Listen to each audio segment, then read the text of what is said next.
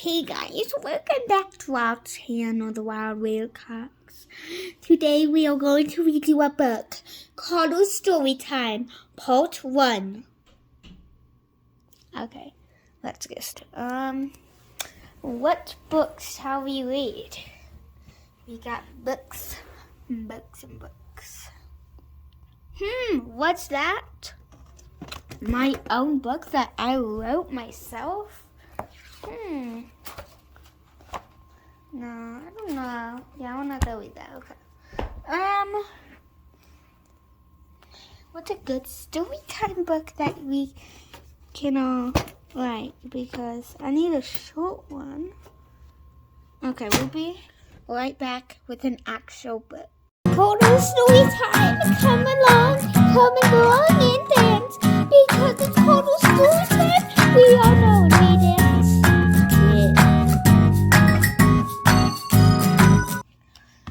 Hello. Okay.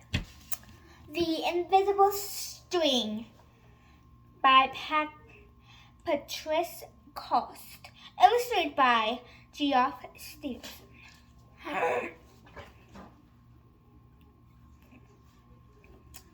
Here we are.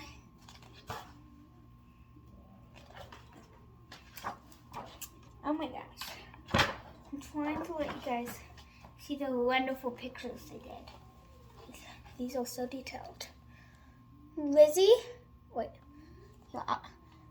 Lisa and Jeremy, the twins, will sleep one calm and quiet night. Okay. Suddenly, it began to rain hard. Thunder rumbled until it got so loud that it woke them up. "Mommy, Mommy!" they cried out as they ran to her. "Don't worry, you two. It's just the storm making all that noise. Go back to bed." We want to stay close to you," said Jeremy. "We're scared." Mom said, "You know we're always together no matter what. But how can we be together when you're not out? When you're not out here and we're in bed," said Lisa. Mom held something right in front of them and said, "This is how," rubbing those sleepy eyes. The twins came closer and closer to see what Mom was holding. "I saw when I was about your age, when my mommy first told me about the invisible string." I just love this book so much. "I don't see the string," said Jeremy. "You don't need the invisible string. You don't need to see the invisible string. People who love each other are always connected by a very special string made of love." "But if you can't see it, how do you know it's there?" asked Lisa. "Even though you can't see it with your own eyes, you can feel it. Your heart and know. You can feel it with your heart and know that you are always connected to everyone you love. When you're at school and you miss me, your love travels all the way along the string until I feel it tug on my heart. And when you tug it right back, we feel it in our hearts," said Jeremy.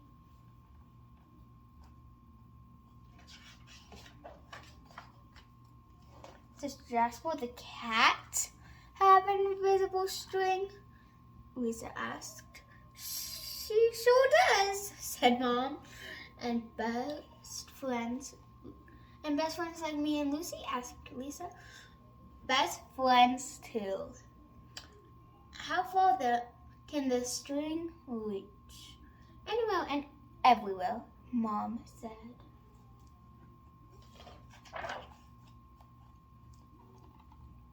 "Would it reach me even if I was on a submarine under the sea?"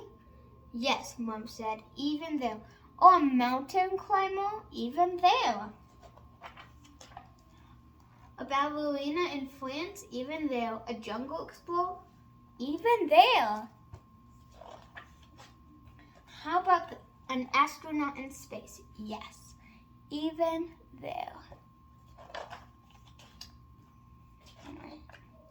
Then Jeremy quietly asked, can my string reach all the way back to Uncle Brian in heaven? Yes, even there. Does the string go all the way when you're mad at us? Never, said Mom. Love is stronger than anger, and as long as love is in your heart, the string will always be there. Even when you get older and can't agree about things like what movie you want to see, or who gets to ride the front seat, or what time to go to bed. Oh, that's right, you two should be in bed. And with that, they all laughed as Mom chased the twins back to their beds.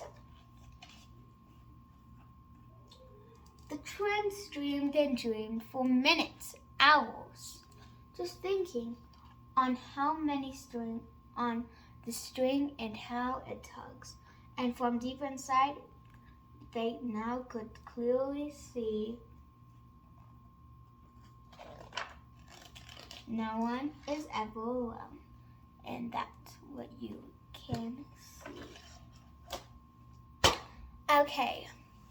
I hope you enjoyed this book, The Invisible String, and how it works. Everything around it. So if someone's mad at you, if someone's doing that, there's an invisible string and they'll always be there for you. And then on the back of the book, it says, where does your string go? Okay. So where does your string go, I guess? I don't know. Okay. I'll be back with another book. Wait, ready? Another transition. Ready? Boom. Oh. Which way? Oh, yeah. Boom. Boom. Hello guys. So now it's time for the story time. Well, it's not really a story time. I made up the story and is going to color the main character in the story. So let's get started. Okay. Let's start. Once upon a time, there was a little tiny little girl named, let's just say, we'll say her name was Callie. Now Callie here loved to go fishing, okay? She was the fish girl. She loved fishing, let me tell you. She was fishing for years with her father. But then one day, when she was fishing with her father, they had been in the middle, well, kind of like in the middle of the ocean, I'd say. Like they were in the ocean, but not in the middle. They were just like, you know, like a normal person. And when they did that, they had caught, let's just say, they were fishing and then something really heavy really got onto her. Like really heavy. So she asked her dad for help and he's of course saying yes, let me help you. And then that's when the bad thing happened. Right as she was fishing, right when her dad was helping, he grabbed onto the thing and fell into the ocean with no life jacket. And let's just say he forgot his life jacket and he didn't know how to swim. Neither did his daughter.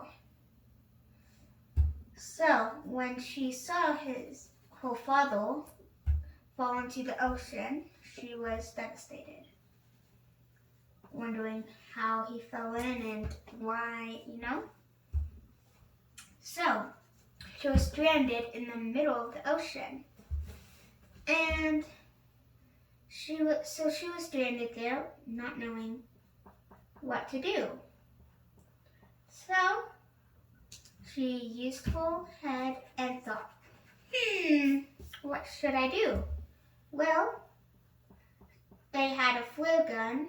Her father had a flare gun just in case of emergency. So she saw the flare gun and thought, I should use it. She used the flare gun, and there was an airplane flying by. And she saw that airplane. And let's just say she accidentally hit the flare gun onto, the flare went on the airplane. But it didn't bounce off. They had the tiniest little hole in the airplane, somehow super unlucky, and it fell right through the airplane. The airplane was on fire, and she could see people gliding out of the helicopter. I mean, not helicopter, airplane. So she was looking, she saw it, and she was super freaked out that she saw that. And she could see sharks just coming one by one, eating the people alive. And that's when she got worried. And then there was a boat, a rescue boat, that saw the flare hit the thing, and she got saved. But then they got stuck in a swamp. And she saw lots of frogs. Let me say, lots of frogs. And if you didn't know, frogs are her favorite animal. So of course, she was happy. And she was not scared. But still, she was super devastated that her father had passed away.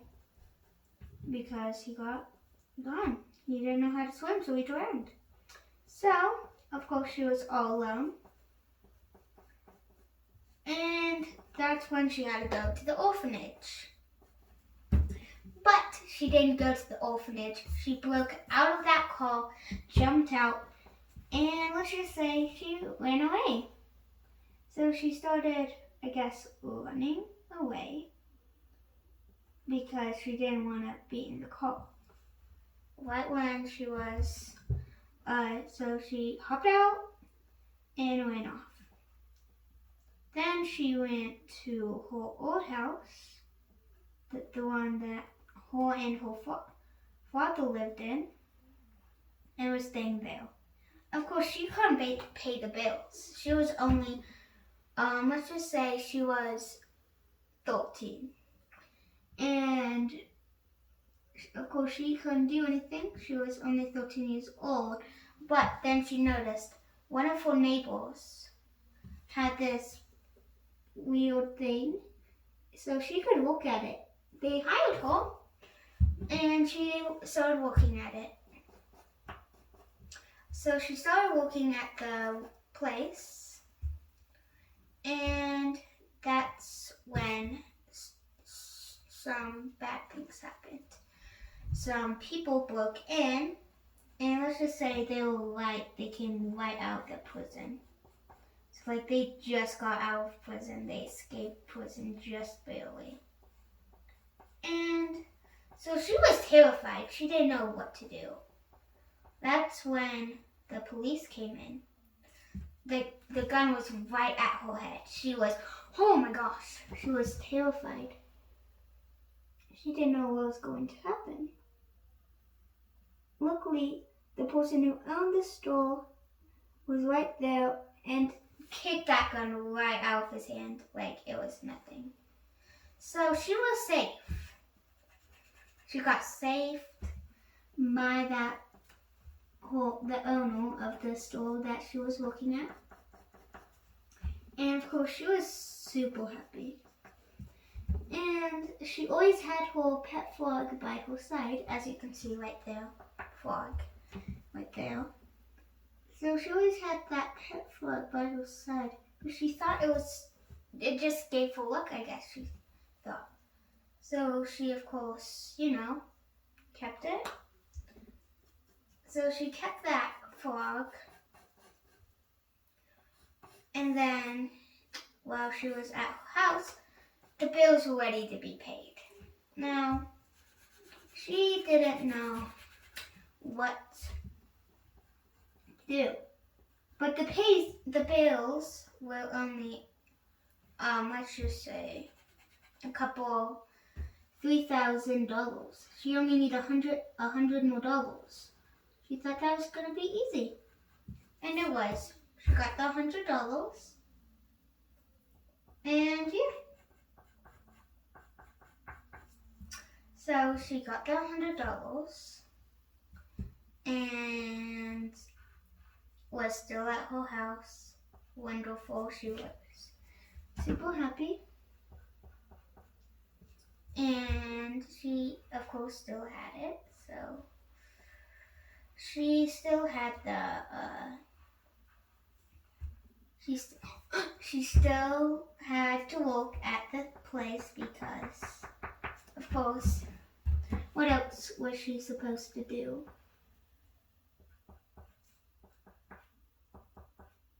Than do. So she kept working there for, I'd say, 2 more years until she was 15. When she was 15 years old, she decided to go and work at a different place. So she was in, I think, junior high? No, she was in high school now. And so she was in high school. She didn't know what to do because she just got into that high school. She didn't know anything because she didn't get to have the play. She didn't get to go to the place because she didn't know she could because they emailed her father. Now that her father hadn't been to his business that he'd been going to. So that's when she saw the people 2 years later come to the door. Now, what do you think she would do if she saw those people waiting? She just didn't answer the door.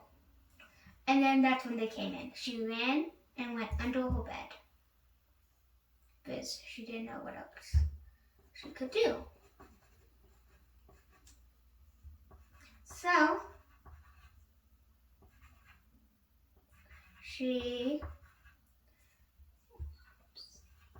sorry, I can't. Okay, so she did like what she needed, and so she did the thing, and she started working at Papa Wopsie's pizza. Now, so when she was working at Papa Wopsie's pizza, you don't know, but it's very, very busy there. So much people go there in just a day. And yeah. So she was there for so long, just working there. Until one day, for some reason, the owner didn't see the frog the first time she wanted to, work there. And said that she had to get rid of the frog. But then she said it was her lucky thing. If she didn't have it, she would be gone. She wouldn't be working here. And she was one of the best person to make all these things. So they had to let her keep that. So she got to keep her frog with her. And then I'd say 5 years later, she graduates college and is now,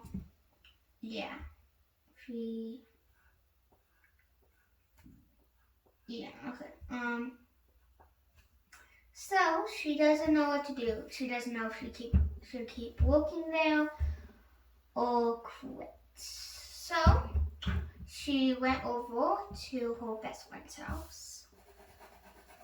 And they told her maybe she should stop being a teacher. Want to know what she does? She starts becoming a teacher. The teacher stops, and then she stopped smoking, and she worked still for like 1 year, and then she decided that's not the job for her. So she went back to the pizza, and she got the job again because they really wanted her back. And yeah, so then so they hire her back, and then one day the frog is gone. Now she called her frog, let's just say Froggy. And Froggy loved Callie. And Callie loved Froggy. So they were, attached to each other. So, when she found Froggy again, she put her on there. And she saw Froggy was a girl. She didn't know if she was a boy or a girl. And she had all over her house were billions, I'd say, of frogs. Just baby frogs sitting there, just waiting, And she was freaking out, and she didn't know what to do, but she didn't want to sell those frogs that her little froggy had bought, because she just didn't think that was nice. So she kept the cute little frogs, and let's just say she had 3 baby frogs now. So she had to quit her paparazzi's job, and then she stayed home. She had tons of doubles, and then she finds out, she didn't notice, but for some reason she got mailed her father's death, like money, the money, and it was $1 billion, $1,000,001. Yeah, crazy, right? And she was freaking out. She got $1 billion. She didn't have to work out, but she wanted to keep her house in memory of her father. So she kept it, the house, and then it kept moving on. Then she started, and she became a babysitter because she thought that'd be nice. So she dressed kind of up like a kid, and she really liked that, So she did that. She babysat for 1 year and then quit, looking and just doing random stuff. And then she was off with the paparazzi's, and now was just a girl that I guess no one really knew because no one really talked to her, So no one really talked to Kelly. She was just a girl that no one knew. And she didn't really like that.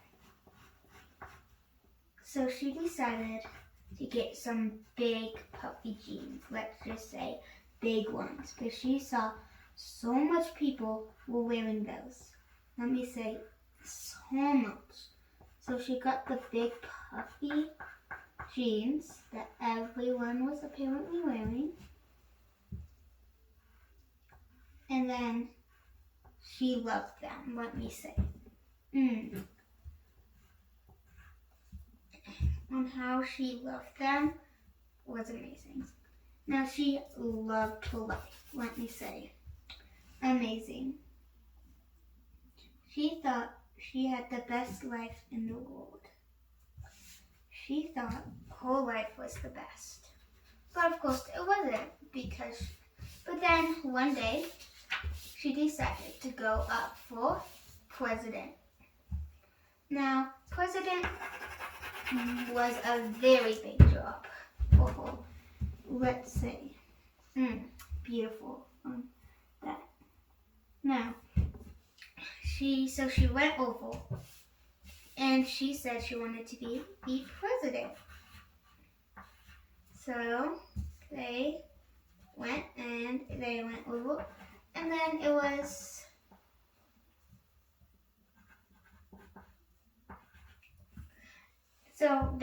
voting, the last day of voting.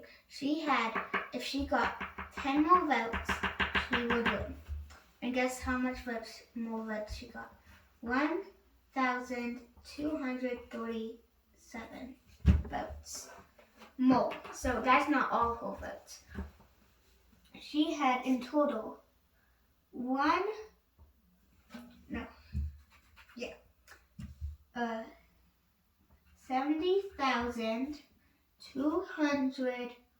70,892 votes in total. That means she got president.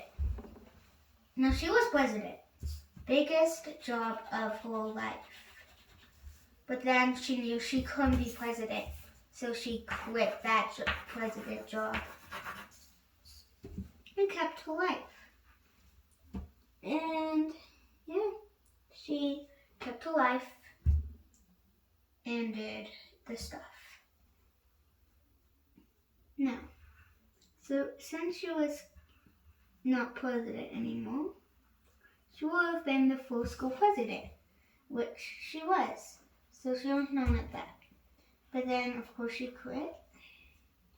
So now she wasn't the full school president. So she got president.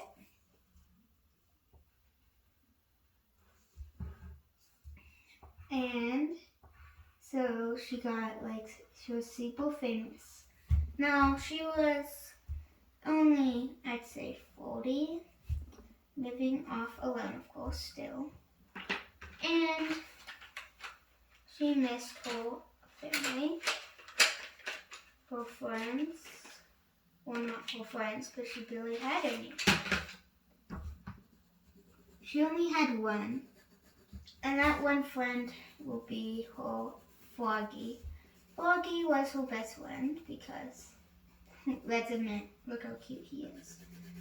Now, Froggy, let's just say, was awesome. Her best friend. Everything she could have dreamed of. But then, one day, at 60 years old, an old man came up to her, offered her $100,000 to do a game of Jenga. She did it, but she wasn't expecting for the man to come behind her back and stab her. She got stabbed and now is dead. Now, the whole world found out. And the man was arrested. Actually, he went to, he was going to die immediately. He was going to die forever and not come back. And so she died at 57 years old, she died. And she was a very good woman, let me say. Amazing. She did so much for her life. She had the hardest life too, and still made it through. So I just want to say, that, in my opinion, is amazing on how she could just, do that to mentally not just get horrified and not just do anything about it. So yay. Okay, so she was she was gone now. She's gone.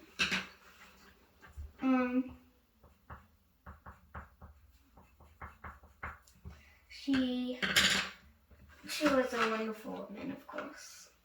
But some people have to go, and that's life.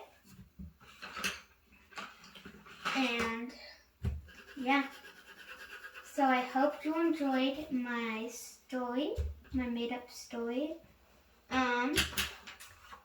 Make sure to like, subscribe, turn on those post notifications, and peace out. Woo! Yeah, oh yeah, oh yeah, oh yeah.